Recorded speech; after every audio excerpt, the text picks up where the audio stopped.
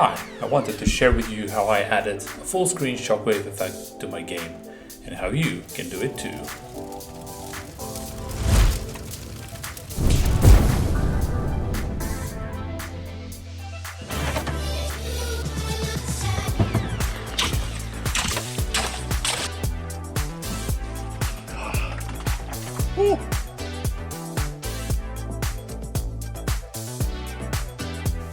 Hi, I'm going to show you how to create a full screen shockwave effect in Godot.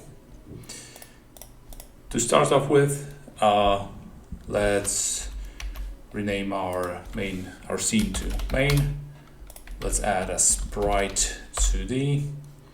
Here we'll just add this beautiful forest so that we have something to show the shockwave effect in.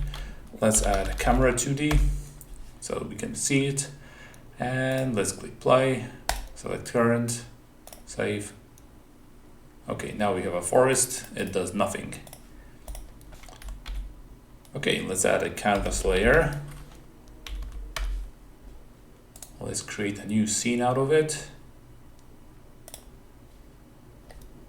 Let's call this Shockwave.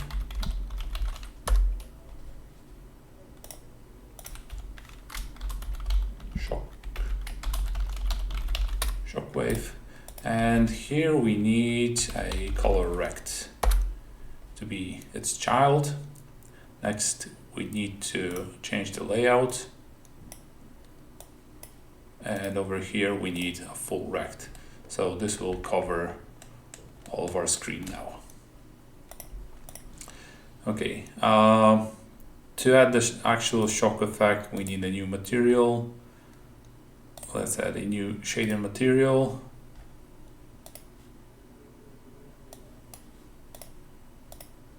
New shader can be Shockwave.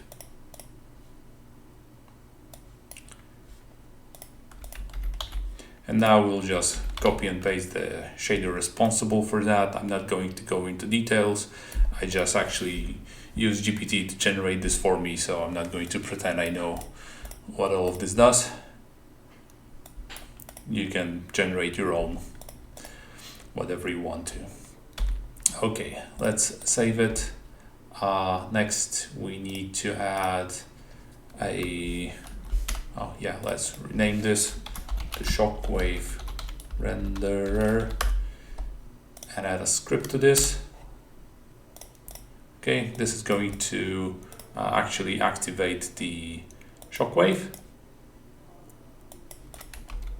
Here again, I'm just going to copy and paste the code here. What's important here is the trigger shockwave function, which we will actually call. And the process just runs in loops, checks if there are any shockwaves, and if they are, it updates it. Okay. And now we'll add one additional script, which we'll call Shockwave. And this script here, we need to get the Shockwave renderer, and what we are going to do is we're going to remove all of this, add a trigger shockwave function that takes a targetable position, the same as our child. And the only thing it's going to do is it's going to call the child, the trigger shockwave, with the same parameters. This is just for convenience. Okay, in our main scene, we can remove this canvas layer here, and we'll add the shockwave scene as a global. That way we can easily access it. Great. Okay, now we just need a way to activate the shockwave. So in our main scene, let's create a main script. Alright, so here we're going to remove all of this. We don't need it. What we actually need is to fire, to get the position of our click position, which we can do with this code snippet. And here we are going to call the global script that we've created, and we're going to call trigger Shockwave. And we're going to pass the clicked position. Okay, now if everything's fine, we should be able to see our Shockwave effect. And here it is.